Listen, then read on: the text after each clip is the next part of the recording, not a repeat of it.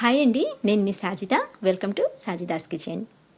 ఈరోజు అటుకులతో సింపుల్గా ప్రిపేర్ చేసుకునే హెల్దీ స్వీట్ రెసిపీని చూపించబోతున్నాను.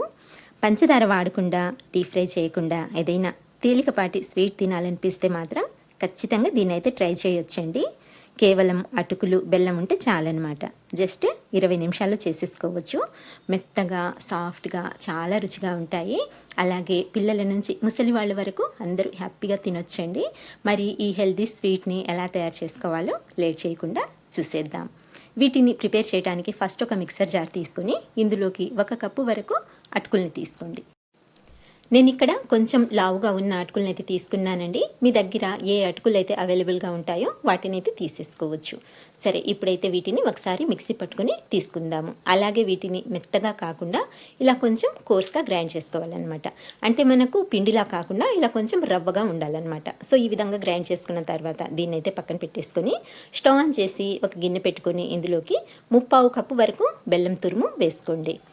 అలాగే 1/4 కప్పు వరకు నీళ్ళని కూడా వేసేసుకోండి. ఏ కప్పుతో అయితే మనం అటుకుల్ని తీసుకుంటున్నామో సేమ్ అదే కప్పుతో బెల్లం కూడా కొలిచి 1/4 కప్పు వరకు తీసుకోండి, సరిపోతుంది.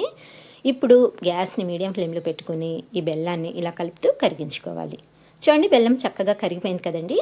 ఇక్కడ మనకు ఎలాంటి పాకం రావాల్సిన పని లేదు, ఇలా కరిగితే సరిపోతుంది అనమాట. ఇప్పుడు దీన్ని అయితే తీసి పక్కన పెట్టుకొని స్టవ్ మీద వేరొక ప్యాన్ పెట్టుకొని ఇందులోకి 1 స్పూన్ వరకు నెయ్యి వేసి కరిగించుకోండి. నెయ్యి కరిగిన తర్వాత 1 టేబుల్ స్పూన్ వరకు తెల్ల నువ్వుల్ని వేసుకోండి. తర్వాత ఇందులోకి 1/4 కప్పు వరకు పచ్చి కొబ్బరి తురుము కానీ లేదా చిన్న చిన్న ముక్కలుగా కట్ చేసుకునైనా సరే వేసుకోవచ్చండి. ఇలా కొబ్బరి తురుము వేసుకున్న తర్వాత మంటని లో టు మీడియం ఫ్లేమ్లో పెట్టుకుని దీన్ని కాస్త అంటే లైట్ గోల్డెన్ కలర్ వచ్చేంత వరకు అటు ఇటు కలుపుకుంటూ ఫ్రై చేసుకోవాలి.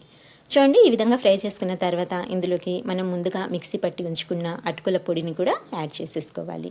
ఇలా అటుకుల పొడి వేసుకున్న తర్వాత లో టు మీడియం ఫ్లేమ్ మీద 2 నిమిషాల పాటు దీన్ని కూడా ఫ్రై చేసుకోవాలన్నమాట. ఇక్కడ చూడండి, ఈ విధంగా ఫ్రై చేసుకుంటే సరిపోతుందండి. మరి ఎక్కువగా ఫ్రై చేయాల్సిన పని లేదు. ఇలా ఫ్రై చేసుకున్న తర్వాత ఇందులోకి మనం ముందుగా కరిగించి పెట్టుకున్న ఈ బెల్లం వాటర్ని యాడ్ చేసుకోవాలి. ఇలా ఒక స్టైనర్ని తీసుకొని ఫిల్టర్ చేసి వేసుకోండి. బెల్లం కాబట్టి ఏమైనా నలకలు ఉండొచ్చు అనమాట. సో అందుకని ఇలా ఫిల్టర్ చేసుకున్నట్లయితే మనకు చక్కగా క్లీన్ అయిపోతుంది. ఇప్పుడు వెంటనే అటుకుల పొడి ఈ బెల్లం వాటర్లో బాగా కలిసేలా కలిపేసుకోవాలి. అలాగే మంటని లో ఫ్లేమ్లోకి టర్న్ చేసేయండి. లో ఫ్లేమ్లో పెట్టుకొని ఇలా కలుపుతూ దగ్గరికి వచ్చేంత వరకు ఉడికించుకోవాలి. ఇది ఉడకడానికి ఎక్కువ టైం పట్టదండి. జస్ట్ 1 నిమిషం పాటు అలా కలుపుకుంటూ ఉడికించుకున్నట్లయితే మనకు ఇలా కాస్త దగ్గరకు వచ్చేస్తుంది అనమాట. ఇప్పుడు ఇంకాస్త దగ్గరకు వచ్చేంత వరకు అటు ఇటు కలుపుకుంటూ ఉడికించుకోవాలి. 2 నిమిషాల పాటు ఉడికించుకున్నట్లయితే మనకి ఈ మిశ్రమం అనేది ఇలా బాగా దగ్గరకు వచ్చేస్తుంది.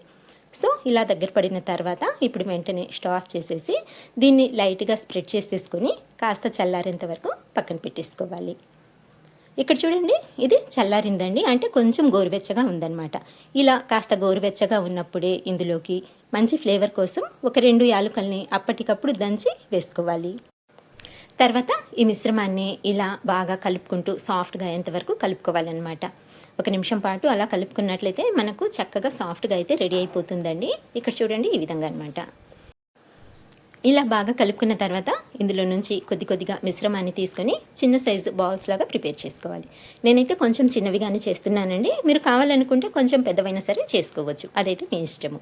ఇప్పుడు వీటిని ఒక జాలి గిన్నెలోకి ట్రాన్స్ఫర్ చేసేసుకుందాము. నేను ఇక్కడ ముందుగానే జాలి గిన్నెకి కొద్దిగా నెయ్యినైతే అప్లై చేసి తీసుకున్నానండి. అలాగే మిగతా వాటిని కూడా సేమ్ ఇదే విధంగా ప్రిపేర్ చేసుకోవాలన్నమాట. చూడండి, అన్ని బాల్స్ అయితే రెడీ అయిపోయాయి. సో ఇప్పుడు వీటిని రెడీగా పక్కనుంచుకొని స్టవ్ మీద వేరొక గిన్నె పెట్టుకొని ఇందులోకి 1 గ్లాస్ నీళ్ళని పోసి నీళ్ళని ఇలా బాగా మరగనివ్వాలి. నీళ్లు ఇలా బాగా మరిగిన తర్వాత మనము ఈ జాలి గిన్నెని ఇందులోకి సెట్ చేసేసుకోవాలి. ఇలా పెట్టేసి అన్నింటినీ చక్కగా సెట్ చేసేసుకొని పైన మూత పెట్టేసి వీటిని మీడియం ఫ్లేమ్ మీద 10 నిమిషాల పాటు ఉడికించుకోవాలి. ఇక్కడ మీరు గిన్నెకి బదులు ఇడ్లీ పాత్రనైనా సరే తీసుకోవచ్చండి. ఇలా 10 నిమిషాలు ఉడికించుకున్న తర్వాత మూత తీసి చెక్ చేసుకుందాము. చూడండి, మనకు ఈ బాల్స్ సాఫ్ట్గా మెత్తగా ఉడికిపోయాయి.